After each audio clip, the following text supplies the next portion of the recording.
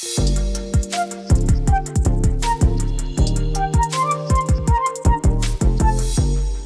I found this list of the most complained about tourist attractions, and 3 of them Lizz just saw. It's on this top 10. So I wonder how disappointed she is. Buckingham Palace made the top 10. I can see it. It's kind of a monstrosity, but I think the gates and the statue out front, love it. Well, were you disappointed in any of it? Yeah, Underwhelmed? Buckingham Palace. Like, you look at it because, I don't know, I guess I expect to see Cinderella's castle, and it's so not. It almost looks like a big box store. I mean. Okay. See, Lizz went to on a vacation she saved for 13 years with her husband just a couple of weeks ago to England. Yeah. Okay, Big Ben. Underwhelming? Loved it. Okay. Not underwhelming at all. It was beautiful. It's on the list. Yeah, well, I like it. Stonehenge is on the list, too. Bunch of rocks out in the middle of nowhere. And? Very underwhelming. So you were underwhelmed by that at least? Yes. Yeah, we took a tour and we went to some other castles and things. So this was part of it. And it was like, okay. They say Buckingham Palace is the worst value for its money. We didn't pay. We just showed up. You just walked in? We didn't walk in. How does that work? No, they had it closed, so we just walked around. All right. Yeah. White House, the Hollywood sign, and the Hollywood Walk of Fame are all on the list, too. I do hear, I've never been to Hollywood, never been to California, but I do hear Hollywood Walk of Fame is like, wah, wah. I've seen it. Yeah. And, I mean, I didn't go thinking, I can't wait to see this thing. I just went, oh, look, there it is. Here's a couple of stars. I saw Amy Grant and Billy Graham's star on the Hollywood Walk of Fame. Are they still there? Because from what I understand, they move them out. Like, as new stars emerge, they would take some up and then replace. I think. That's wrong. Again, never been to Cali, so I don't know. Rob and Lizz. His morning crew. Vacations that just were a little disappointing. I mean, you can talk about it now because it's behind you. You're never going to worry about it again, right? 800-447-7234. Ryan's here. What happened, Ryan? My wife and I had been in New York City. We had one night that we didn't know what we were going to do, so we looked in the paper, and it said Brahms Requiem at Carnegie Hall. So we thought, hey, that sounds like fun. So we got up there. It turned out it was a do-it-yourself song fest in German. They handed us the score, and we stood in the middle of the choir, mouthing the words, pretending that we could read German. Trying to sing along with it. That is classic. Do-it-yourself at Carnegie Hall. I am tone deaf. Rob and Lizz. His morning crew. I certainly hope I would do something like this if this happened. Charlene passed away a couple years ago, and her family has been in court because the nurse that took care of her at the end of her life made a mistake. Oh. And so she was brought up on charges and things like this. And so just the other day, as they were in court, Charlene's family got up on the stand and said, we want forgiveness. We don't want her to go to jail. We don't want... The nurse. Yeah. Wow. Yeah. Even though it was proven that this mistake did cost their mom's life, I love this. Her son got on the stand and said, our mom was someone who forgave everyone. She had a heart of forgiveness, and there was no way that we could continue along and try to see her in jail. And so we want the charges dropped. We want her to be found not guilty.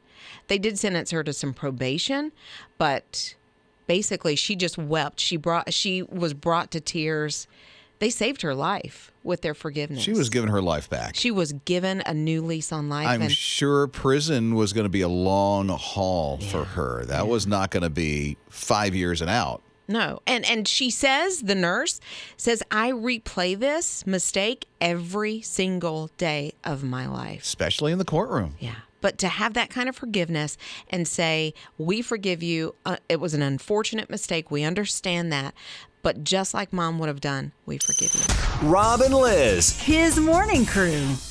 Here's this family who has 3 dogs. They woke up the other morning, and mom and dad woke up to a dog in their bed. Doesn't sound bad because they own 3 dogs. However, this dog was not their dog. It got into the house in the middle of the night, got up under their bed, slept in between them, and snuggled with them as they slept. And when they woke up, it's like, what dog is this? Who are you? Whose dog is this? Evidently, the back door was accidentally left open, and so the dog came in the middle of the night, found its way all the way into the bedroom, Which is the and part laid down on the bed. That's a part of the story that scares me to death is you left your back door open, but it happens. It will, But- especially with 3 dogs in the house. But can you imagine just, you smell different. Who is this? Turns out the dog's name is Nala, and through Facebook, they were able to find the owner and get the dog home. And what I love is that they didn't just send her home to be with her family. They now have play dates. And so their dogs and this dog are now playing together. Yeah. Rob and Liz. His morning crew. Yeah, Mr. Rogers passed away like 19 years ago. And I love that this guy made such an impact. Of course, a movie came out a couple years ago, but stories are still coming out about his generosity and how he was able to love. There's a little girl named Beth. Back in the day, Beth loved to watch the Mr. Rogers Neighborhood Show, like every single day. And it gave her a little peace and comfort while she watched it because she was dealing with some pretty heavy health issues. She had to have brain surgery. It was 12 hours long. So while she was going through all of this, she was having seizures. But when she would watch Mr. Rogers' Neighborhood, she wouldn't have a seizure. So she found him comforting. Her mom reached out to Mr. Rogers, said, "Can I just get an autographed picture?" He said, "I'll do you one better. I'll give her a call." He called Beth. Oh, that's sweet. I know. And then when she had the surgery, she got a daily call from him. And then when she was getting better, he flew out to see her and even at her hospital bed did a puppet show. Just for her, No. one-on-one. What a great guy. Okay, cherry on the top. He continued to call her every year on her birthday until he passed away. No way. I mean, that This man is was just coming out? just coming out. Wow.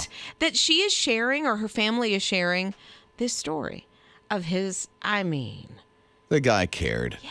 Right? right? I mean, He's still my grandpa. it kind of. He's Right? putting the cardigan and the sneakers on. And, we all kind of wish that was our grandpa, right? Mm-hmm. Love him. Rob and Liz. His morning crew. If you're into Wordle and you like food, how about Foodle? Foodle. It's a thing. And they spell it with a PH in case you're going to search for it and do this thing. It's exactly like Wordle, except Foodle is all about food every day. Oh, So you okay. got to guess the food words, and that's it. So Like there you go. Culinary or, Yeah, or apple, okay, or I don't know. creme de pâte. There you go. She knows these words. I don't know these words. Meringue. Bread. Bread. Bread's a good one. That's food. It's simple enough for me. Alfredo. I would stink at Foodle because I don't know all these fancy foods. Well, I know steak, I wonder if they get super fancy. potato. It's not like Wordle you would French have fry. patisserie or something like that, right? Because that's Big too Mac. long. Big Mac? If they do Big Mac. But, Rob and Liz. His morning crew. I love to talk about fashion, especially when it gets to be a little more modest. I'm all about that. And so the trend now, and you'll see this all over social media, is to dress like your grandma. You raid way. grandma's closet? You do. What do you mean in a way? Well, certain pieces. So it's not like you'll take everything out of grandma's closet, but you will take maybe her cardigan. Grandmas love cardigans because, get a little chilly and you want to wrap up. And so that's a thing. It's sort of more relaxed. It looks kind of beach wear-ish. Cardigans are beachwear? Yeah, cardigans. Yeah. Well, they can be, especially at night if you're going for a walk on the beach and you've got your cozy cardigan and the wind is What did I whipping call in. it? Cardigan? I have no idea how to say this thing. Yeah, it's I don't wear them. Well, I have It's one. a sweater, right? It can be, or like mine is just sort of a knit thing, but I wouldn't consider mine a grandma cardigan that I'm wearing today. But also like mom jeans. These white sneakers that I'm wearing today are very trendy. Everybody's wearing just the plain white sneaker. Mine's black. Okay, but you're not trying to dress like a grandma. No. Okay. No. I am not trying to dress like grandma. Rob and Liz. His morning crew. Here's this cool thing that's coming out on Google Earth, and it is a way that you can see where the mosquitoes are the thickest It's really cool. I love this. It's like a forecast, which is so weird. If you look at your 10-day forecast and you're looking at, when's the rain going to be the heaviest, you can now look and see when the skeeters are going to get you. Which is so good because if you're planning on doing something outside, you don't want to be out there with all the mosquitoes. I wonder how accurate it is, though. If you're looking 5 or 6 days out, how accurate? They're predicting the heat and the humidity. And Okay. usually when the heat and the humidity are at the highest, that's when the mosquitoes are laying their eggs and then the baby mosquitoes are born. So I wonder if the mosquitoes are looking at the weather forecast going, all right, y'all, it's this Yeah. weekend. Let's get it. It's going to be nice snack time. Rob and Liz. His morning crew. Time is running out. Father's Day around the corner as well. Memorial Day around the corner. Something you might need a grill for. It's His Morning Crew with Rob and Liz, His radio. Plus giving away an entire block party and grills for the next couple of weeks. So here's the thing. We're going to give away a grill right now. Right now. I'm so excited. Phone is ringing. I know it's early. I so hope they pick up because Yeah. we want to give this grill away. Oh, come on.